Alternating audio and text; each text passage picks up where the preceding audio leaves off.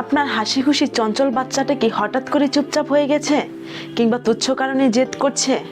আমরা অনেক সময় এটাকে শুধুই দুষ্টুমি ভাবি, কিন্তু আপনি কি জানেন শিশুর এই আচরণগুলোই তার মানসিক অস্থিরতার চিৎকার হতে পারে। বড়রা যেমন ডিপ্রেশনে পড়লে বলতে পারে, শিশুরা তা পারে না। তাদের ভাষা হলো তাদের আচরণ। আজ আমি আপনাদের 4টি লক্ষণ জানাবো, যা দেখে আপনারা বুঝতে পারবেন সোনামণিরা মানসিকভাবে ভালো নেই। রুটিনে হঠাৎ করে পরিবর্তন, খেয়াল করুন খাবার কমিয়ে দিয়েছে, বা ঘুমের সময় বদলে গিয়েছে, বা রাতে দুঃস্বপ্ন দেখে চিৎকার করে উঠছে। 2, পুরনো অভ্যাসে ফিরে যাওয়া।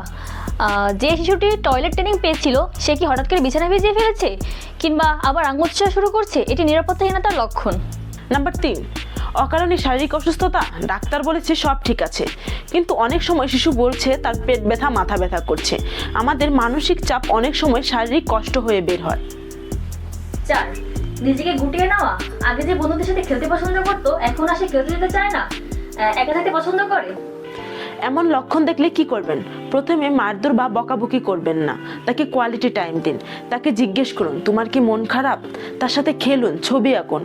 খেলার মাধ্যমে শিশুরা তাদের জমানো মনের যে কথাগুলো আছে সেগুলো বলে দেয়। তাকে বুঝতে দিন আপনি তার পাশে আছেন। সুস্থ দেহ যেমন জরুরি, সুস্থ মনও ততটাই জরুরি। আপনার একটু সচেতনতাই পারে শিশুর মুখে হাসি ফোটাতে।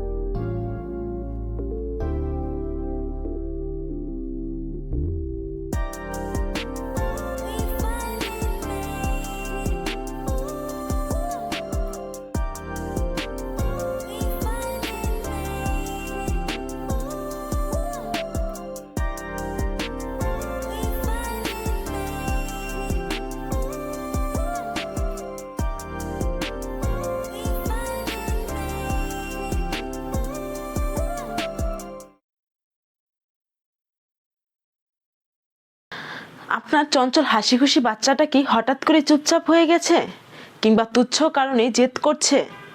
অনেক সময় আমরা এটাকে শুধুই দুষ্টুমি ভাবি, কিন্তু আপনি কি জানেন শিশুর এই আচরণগুলো তার মানসিক অস্থিরতার চিৎকার হতে পারে।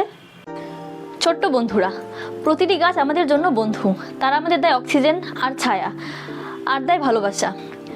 আজ একটুখানি সময় বের করে দেখো, কাছে থাকা কোনো গাছকে ছুঁয়ে দেখো, পাতাগুলো শুকিয়ে দেখো। প্রকৃতিকে ভালোবাসলে প্রকৃতি তোমাকে ভালোবাসবে। শিশুর ভুলে রাগ নয়, প্রয়োজন বোঝাপড়া। কারণ প্রতিটি ভুলেই লুকিয়ে আছেন শিক্ষা। ভয় নয়, সন্তানকে বিশ্বাস দিন, তাতেই গড়ে উঠবে তার আত্মবিশ্বাস।